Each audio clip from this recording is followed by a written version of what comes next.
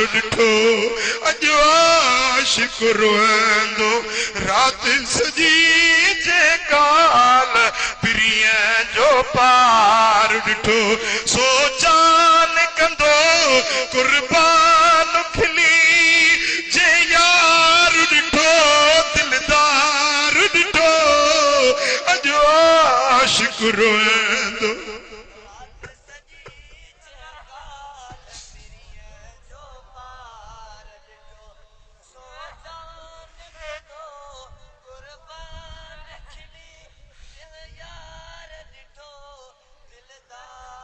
लखतानन जा जे तीर हलने जे ख्वारी मलामत मानू खिलने जे तल अंदर ताज़ीर मिलने ना मुड़ दो जे महदार ॾिठो अॼु आशिक रोईंदो रात सजी जे काल प्रिय जो पार ॾिठो ही इश्क अजब इसरार आहे कंदो नांगो ऐं निर्वार आहे ॼणो कंदो गुलने ते पार आहे सो घोरींदो जे यार ॾिठो अॼु आशिक रोईंदो रात सजी जे काल प्रिय जो पार ॾिठो हटकाएर तुंहिंजो कमु ना छा संदे तो में दम नया पुट इश्क वारो रस्तो आहे कायर जो कमु न आहे हिते महबूब जो आशिक थी त थी ॾेखार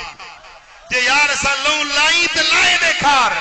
हटकाएर तुंहिंजो कमु नया छा संदे तो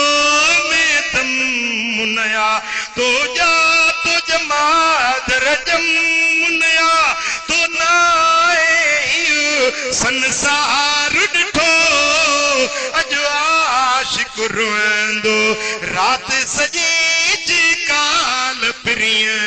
जो पार ॾिठो सुभान अल्लाह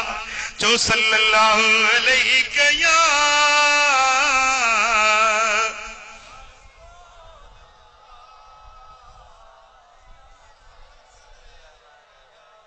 सुभान अल्लाह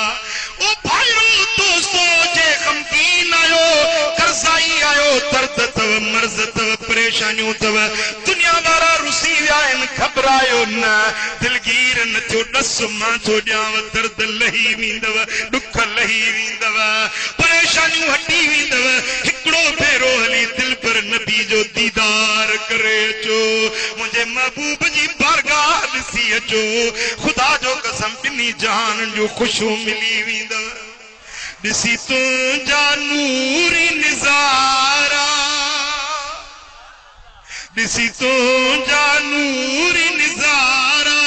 लथा मन जा मूंझ मुझारा पिरी तुंहिंजे पाड़े में पिरी तुंहिंजे पाड़े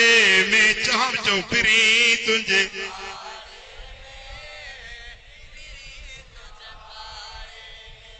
ओ ॾाढा कुर्ब ॾिनई कुर्बाएता ॾाढा कुर्ब ॾिनई कुर्बाएता जेके आया उते आसाएता पिरी तुंहिंजे पाड़